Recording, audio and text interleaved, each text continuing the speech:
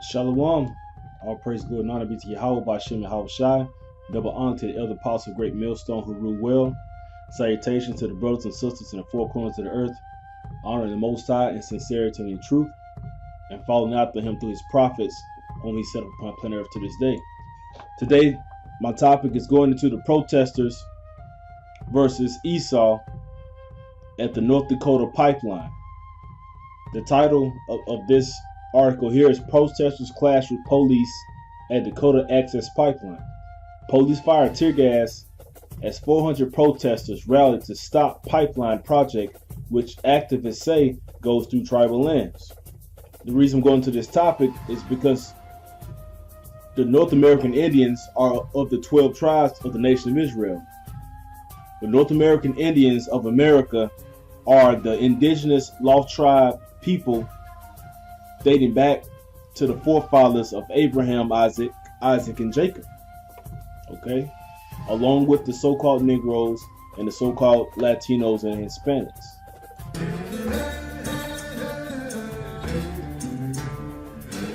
We're natives of this land, and they treat us like dirt. No, we're making our stand right here.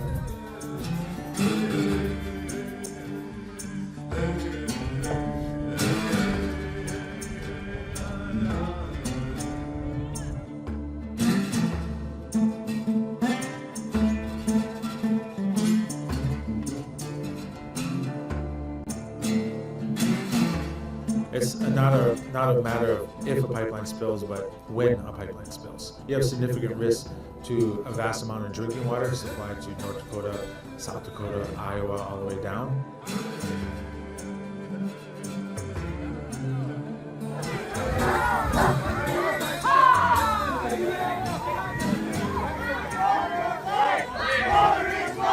A whole lot of people got trucked off to jails all around the state. A lot of them, we don't know where they are.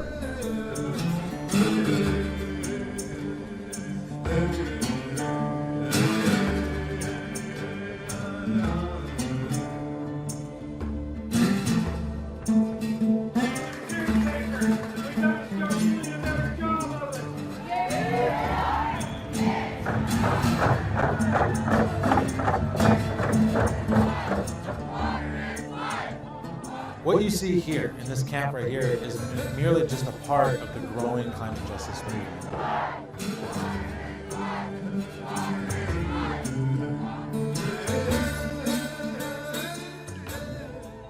Okay? And the reason I showed that clip was due to the fact that people still to this day look at the so-called white man, which is known as the Edomites or Esau in the Bible, as their friend, as their equal, as their counterpart, or whatever title that they want to give them. But according to the scriptures, the Bible tells us that Esau shall have a perpetual hatred against Jacob. And as I aforementioned, the Native American Indians are of the 12 tribes of the nation of Israel. So if Esau has a perpetual hatred against Jacob, he has a perpetual hatred against his 12 sons. Okay? Now, before the conquest of the lands of America, the Caribbean, okay, South America, they were already inhabited by indigenous people, man. And then what we have here is the whole entire North America, the United States of America, being inhabited by tribal Native American people. So there's no mystery that this land was stolen, that it was robbed, that it was taken. That's not a mystery. What the mystery, the true mystery is that these people don't know who they are. And they don't know whom that man was that raped, robbed, and murdered them. The people that are considered minorities of these tribes, living upon the reservations, stuck in ghettos, drinking plenty of alcohol to drunkenness, on drugs that were placed into their neighborhoods by the enemy. All right, those are the Most High's people. And why have these things overtaken them? Because the Most High has turned his back upon his people just for a moment as punishment Same way you put your child in timeout, the same way you whip your child, that they may understand better and know not to go contrary into your way or into your words. That's what the Most High did unto us as a father chastens his child. Isaiah chapter 10 verse 1. Woe unto them that decree unrighteous decrees, and that write grievousness which they have prescribed. Now I have an article here. Here's what's happening with the Dakota Access Pipeline protests. All right. Authorities douse protesters with water. Now this is in North Dakota. Right now in North Dakota, the temperature is below, or at this time, which was 2 days ago on the 21st, or 3 days ago, on the 21st of November, it was below freezing, which is 32 degrees Fahrenheit. The temperature there was 20 degrees Fahrenheit, and they doused the Native American Indians with water hose. Now they considered themselves the water protectors. So Esau was being a little I mean, what's the word? He was mocking them basically. They're the water protectors, but Esau doused them with water, man, and below freezing temperatures. And this is what happened to a few of them. All right. The ongoing controversy over the Dakota Access Pipeline exploded late Sunday when authorities doused protesters with water in sub-freezing weather, leading to several to be hospitalized.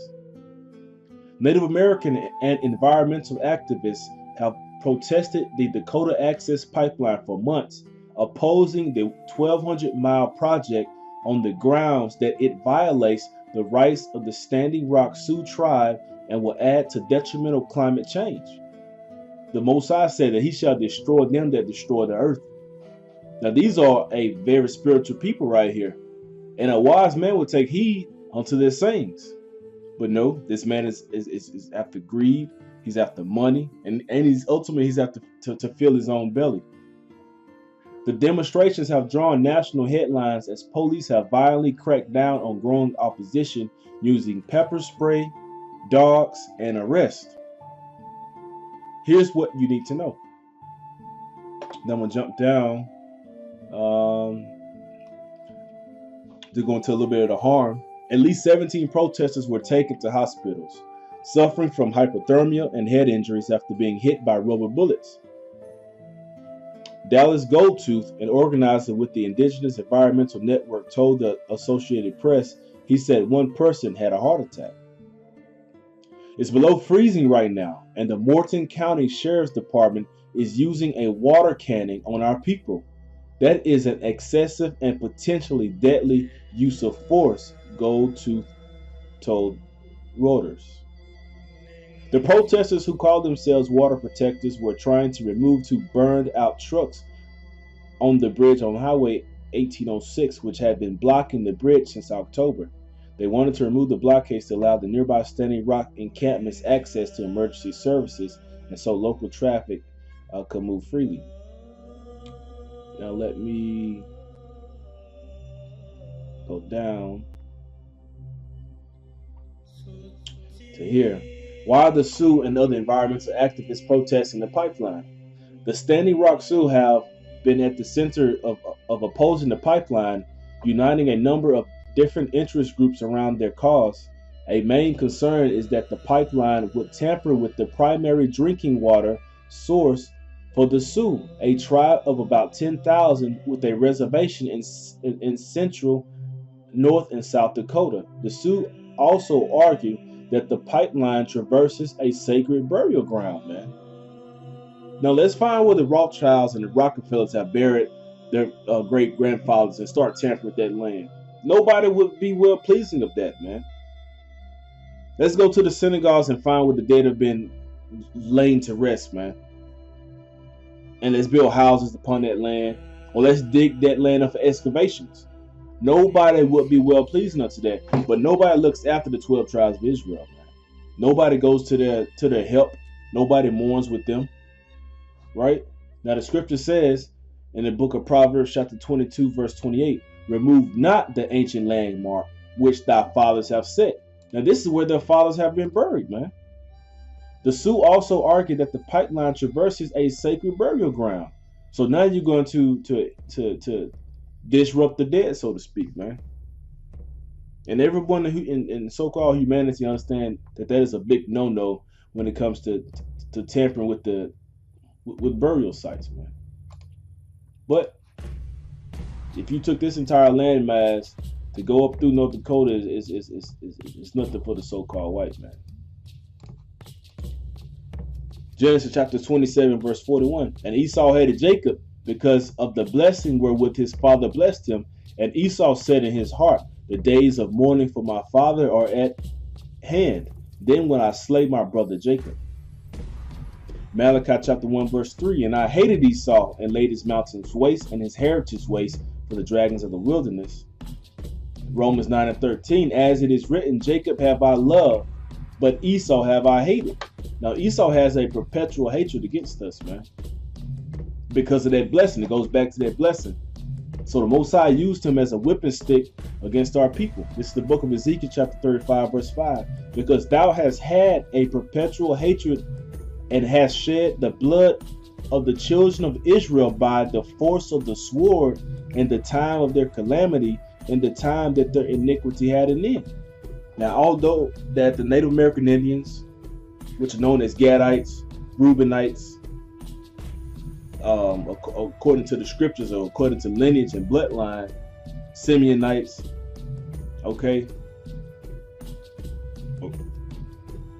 the so-called white man has perpetual hatred against you, and he has shed the blood of you by the force of the sword at the time that your calamity and iniquity had an end. Although he took the chains of bondage away from you, he has you in psychological and mental slavery right now. And he continues to shed the blood of the children of Israel. But this is the book of Genesis chapter 30, verse 11. Leah said, a troop cometh, and she called his name Gad. And these are the Gadites, the North American Indians. All right. And you have plenty of tribes of the Native American Indians, and they're pretty much separated by geographical location. Genesis 49 and 19. Gad, a troop shall overcome him. And that's when he was taken down. That's when his land was taken. But he shall overcome at the last.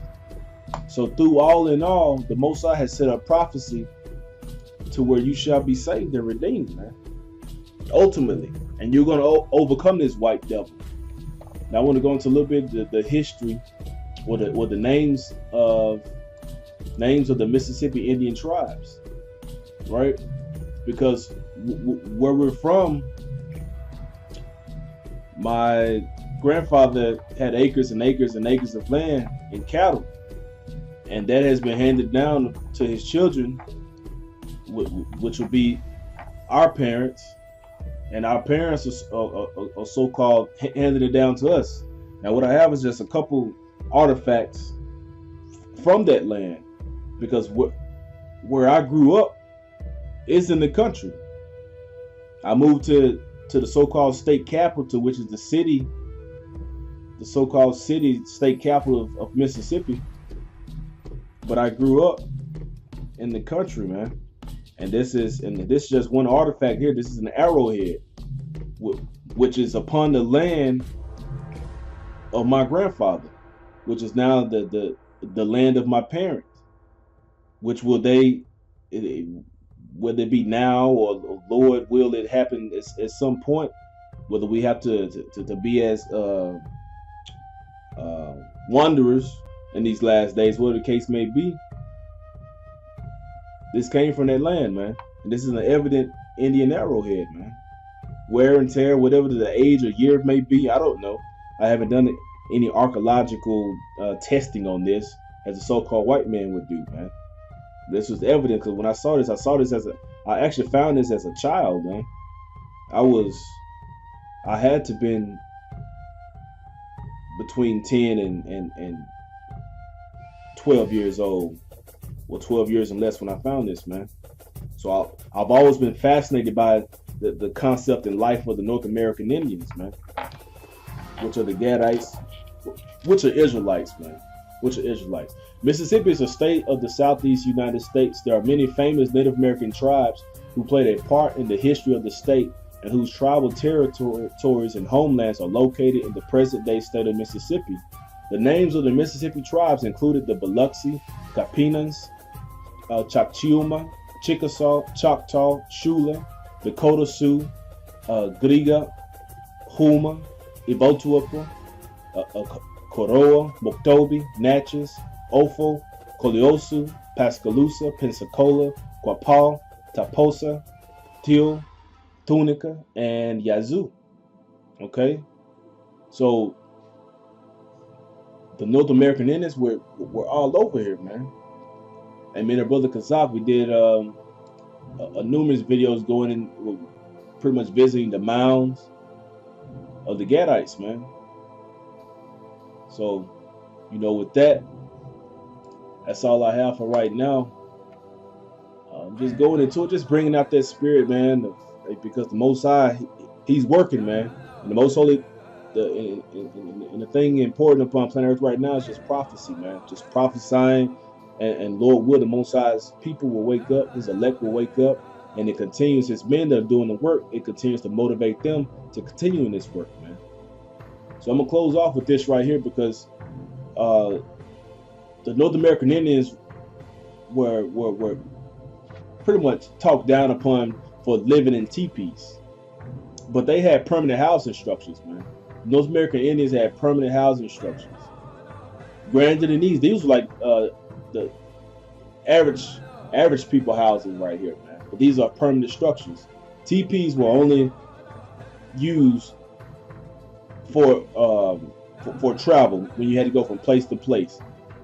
Now imagine building one of these, breaking it down, and moving to another place. Building one of these, break it down, move to another place. It don't work like that. These were permanent living structures, but the teepees were only temporary. And how do we know that? Where is it here? It's types of housing, homes or shelters. I see wattle and daub houses, man, and they were permanent living infrastructure. Hey, so with that, Most High will, the point was made, point was proven, edification was there. So until next time, Kwam Yashialam, rise Israel, 12 tribes of the Most High's people, the elect of the Most High's people. Death to you gainsayers and you 2/3, you hypocrites and you liars, man. Kwam Yashialam, Yahweh Shem Al Shai Brakatham, Shalom.